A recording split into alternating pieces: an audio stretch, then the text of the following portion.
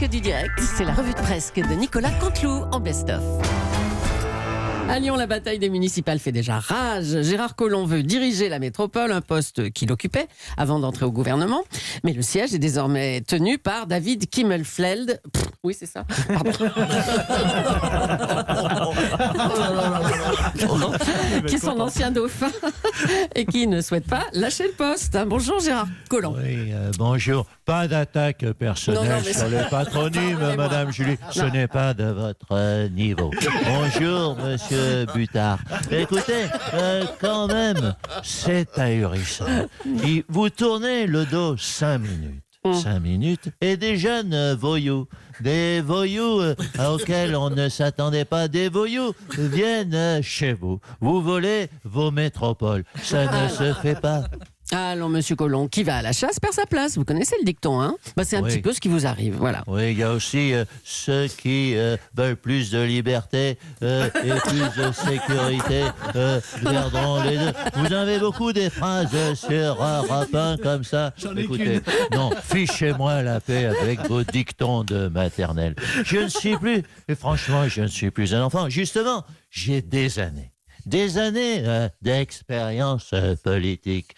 J'ai servi, souvenez-vous, Emmanuel Macron très récemment, mais pas seulement. J'ai également servi François Mitterrand, René Coty, Charles Le Chauve, Pépin Le Bref.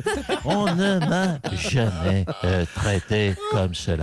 Je ne comprends pas que David Kimmelfeld, non couché dehors, ne me laisse pas sa place. Alors que chacun le voit autour de cette table, j'incarne l'avenir de Lyon. Oui, c'est ça, oui. Stanislas Guerini, le patron de La République En Marche, a demandé à ce que vous vous entendiez. Il a tapé du poing sur la table. Il a tapé du poing sur la table. Oui, il a dû se casser sa petite phalange. Ça a dû faire un joli bruit de biscotte. Non, sérieusement. Vous pensez que je vais me laisser impressionner par Stanislas Guerini? Même dans un club de Monopoly, il se ferait bolosser. Non, vas-y, allez, force-moi, Stanislas Guerini, qu'on rigole. Je te prends quand tu veux sur un octogone sans règle. Allez, regardez, coup de pied jeté. Oh merde! C'est quoi ça? Ma rotule. Ma rotule? Non, c'est rien de m'arrêtera. Ouais, je suis guéri. Non, ça, j'ai toujours eu un souci de cervical. Je te prends quand tu veux. Merde, c'est mon dentier qui s'est décollé. Je n'ai pas peur de toi, Stanislas Guerini. Jean-Luc Mélenchon qui risque une peine maximale de 10 ans de prison quand même. Hein. Oui, écoutez, excusez-moi d'intervenir. Oui, c'est Patrick Balkany. Qu'est-ce que j'apprends? Jean-Luc Mélenchon qui risque de la prison. Écoutez, ça c'est une vraie nouvelle, c'est super. Un copain de cellule. Attendez, il y a quand même peu de chances que ça arrive. Hein. Oui, enfin, peu de chances que ça arrive. Bah oui. Écoutez, on disait ça pour moi aussi. Résultat, aujourd'hui, je mange de la merde dans un cagibi qui sent le vieux Fennec moisi. Attendez, 2 secondes. Oui, il y a Isabelle qui arrive. Attendez, je vais lui demander de m'apporter des harengs. Ah oui, on a lu ça dans la presse, les fameux harengs. Elle les avait cachés dans sa veste Chanel, c'est ça? Isabelle, t'as réussi à faire passer les harengs? Oui, regarde, j'ai les harengs dans la poche intérieure de mon tailleur Chanel. Regarde, je t'ai aussi caché des huîtres dans mon soutien-gorge. Attends, bouge pas, Patrick, j'ai du saumon dans mon collant.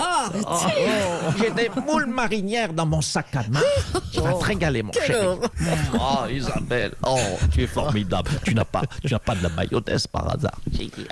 Attends, si j'en ai, j'ai tout prévu. J'enlève mes chaussures, regarde. Bon, mais quel festin, on va vous laisser. Elle est à température. Avec des petits champignons. Allez, on va dire un mot de la grève contre la réforme des retraites. Et on accueille, devinez qui? Monsieur Régis. Bonjour à tout le wagon. Vous l'attendiez tous, c'est la rentrée de la grève.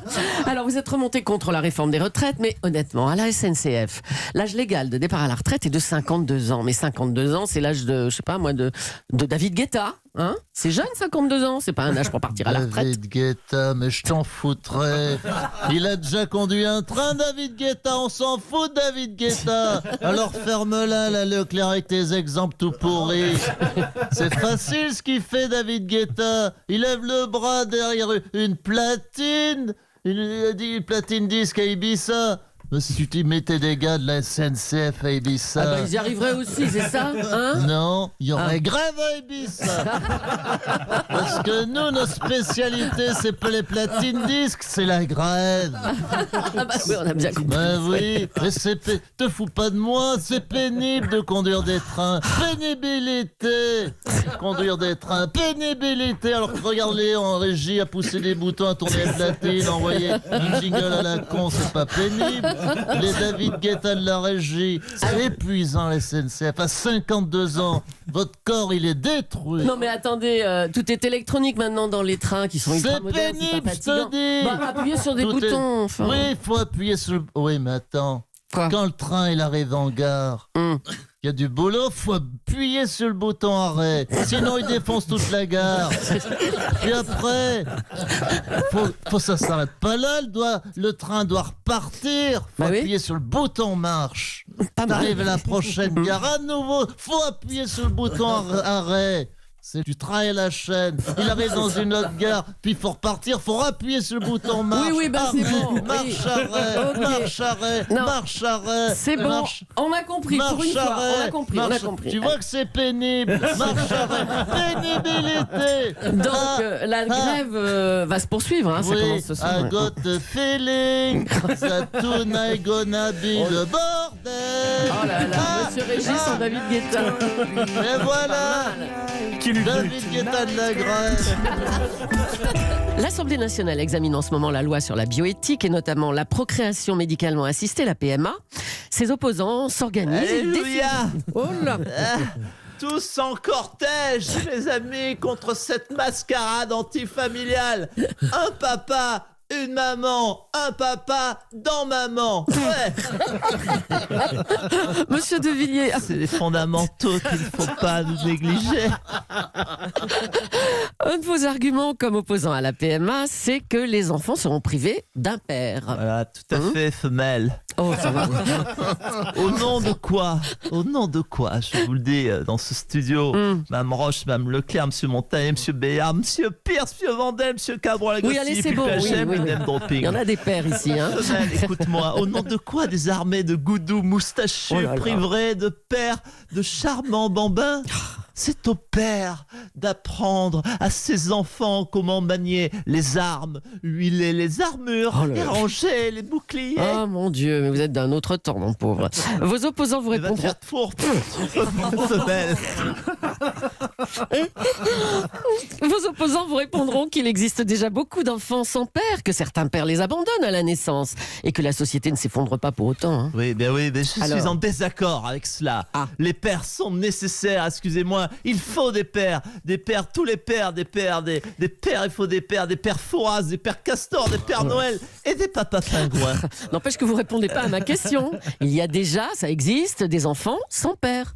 Oui, mais avec la PMA, c'est différent. On ne parle pas d'un cas où le pauvre chérubin abandonné serait laissé à l'influence laxiste et ahurissante d'une seule femelle.